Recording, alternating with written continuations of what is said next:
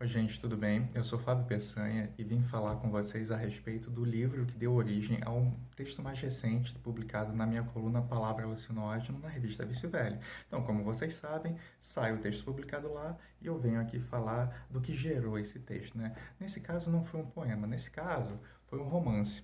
Foi o romance Gene Pará, da Graziella Brum, foi publicado pela Reformatória em 2019, né? Então, também para não me alongar, né, eu não vou, né, não só não me alongar, como por eu enfatizar a voz do poético, eu vou me concentrar em alguns trechos muito específicos, na verdade, em algumas falas do Cricrió, que é um pássaro que funciona no romance como um tipo de narrador onisciente, ao mesmo tempo um personagem que se busca, assim como os outros, né? Há uma procura pessoal e há também um modo de olhar que enreda, né, os outros personagens e dá para o leitor uma perspectiva, né, ampliada. Então, por eu ser poeta também, eu prefiro, nesse caso, privilegiar a voz do poético, já que é algo muito presente na escrita da Grazi. Então, eu também não sou especialista em romance, né? Embora isso não me impeça de tratar dessa questão. Mas, enfim, também por uma questão de gosto pessoal, vamos abordar essa questão da poesia, do poético, na verdade.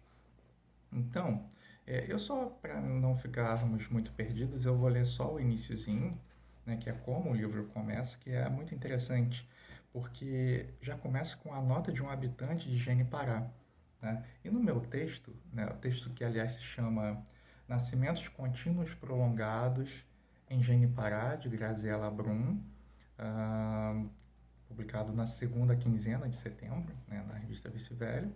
E a primeira frase que eu digo ali é do âmbito da realidade a criação ficcional. Então a gente está falando aqui de uma cidade que foi criada ficcionalmente, mas o fato de ser uma ficção não deixa de ser menos realidade, né? É um acontecimento poético, a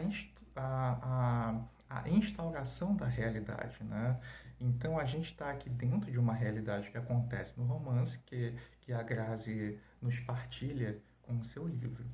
Então, não é nada abstrato, pelo contrário, é muito concreto. Então, diz lá: nota de um habitante de Gene-Pará. Há de se dizer quem somos e nada além da nossa história, às margens do rio Jarurema. Eu vou pular. Aí termina assim: ao lado da Pedra Grande, na ponta do Cururu, se construiu nossa história, e ali Gene-Pará se levantou de pôr do sol, de pôr em pôr do sol. Então, aqui a gente testemunha o nascimento e de alguma maneira a gente nasce junto com o enredo, né? A gente nasce junto com a história que vai ser contada.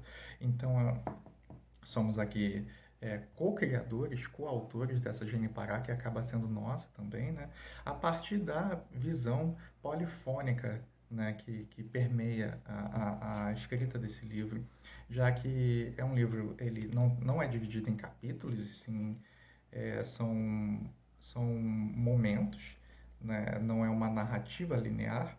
Então, cada momento, a voz de um personagem que nos guia, né? Então, isso é muito interessante porque vamos literalmente juntos com esse ambiente que está sendo criado e, ao mesmo tempo, eu gosto de pensar assim, a gente vai se criando junto com isso que vamos lendo, né?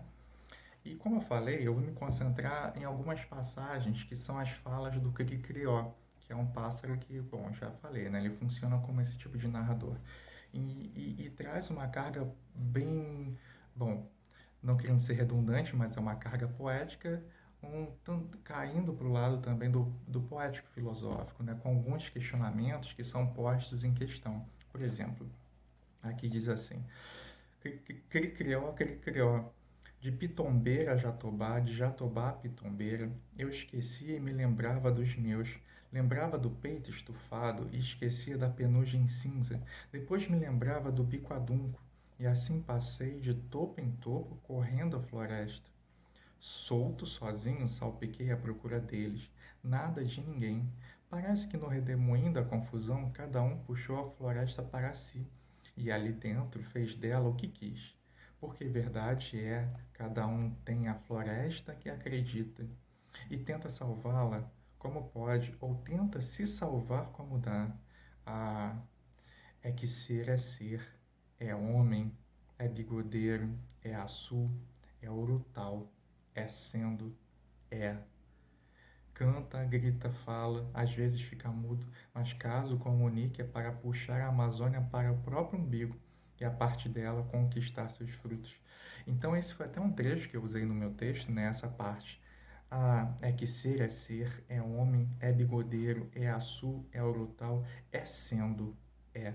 Então essa maneira de dizer o ser, né, ainda mais nessa forma no gerúndio, é o sendo, que é uma voz onde a ação ela não é finalizada, né? Ela é um acontecimento contínuo, né?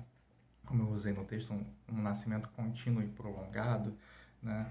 E isso diz muito dessa instauração de realidade que acontece incessantemente junto com a obra. Então, trazer essa dimensão da obra para a dimensão do ser, daquilo que é, né? A gente pensar a partir do real, da realidade como essência e possibilidade do real na criação do romance é de uma potência poético-filosófica enorme, né? Então junta isso com, como eu posso chamar, não é bem critério normativo, mas junto com as características próprias da formação de um romance, né? Que é um romance que nos leva também a questionar dentro dessas camadas mais aprofundadas da obra, né? Ou seja, a gente vai acompanhando o desenrolar da trama, né? Do seringueiro que vai à procura daqueles que derrubam a floresta, que estão pondo fogo nas árvores, né? E seringueiros esses que, na verdade, têm uma relação hum, quase simbiótica com a terra, com a floresta, junto com os indígenas, né? Onde não há uma exploração, e sim uma relação mesmo nesse sentido de co-crescimento, né? De um alimentando o outro, essa relação simbiótica, como eu falei. Então, trazer isso para o Instituto da realidade e da formação daquilo que é, eu acho bem potente. E aqui um outro momento, uma outra passagem do Cricrió, que diz assim: Cricrió, Cricrió, por toda a margem do rio, árvores se curvavam a tremular em reflexo nos espelhos das águas.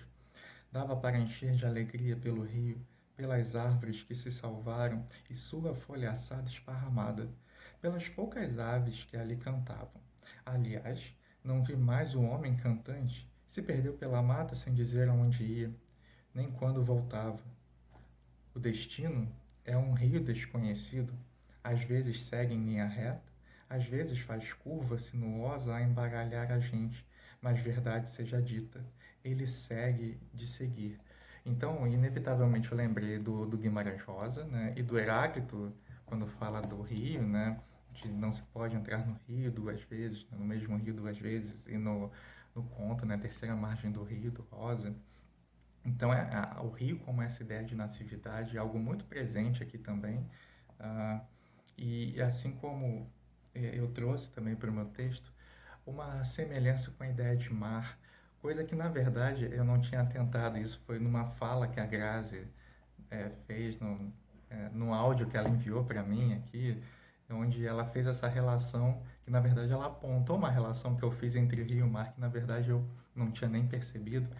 Mas o que eu quero dizer com isso é essa potência de lugar de nascimento, né? Potência de água, potência de rio, desse lugar que, como eu falei da simbiose da terra, é também uma simbiose de água, né? Do rio que chega sempre ao mar e desse mar que é uma constância. Mar não no sentido daquilo que a gente vê da praia, mas mar no sentido de nascença, nesse lugar de natividade mesmo, de possibilidade de criação. E o rio acaba indo nesse sentido também, né? A gente falou aqui da realidade, né? Como eu falei, é do âmbito da realidade, a criação ficcional.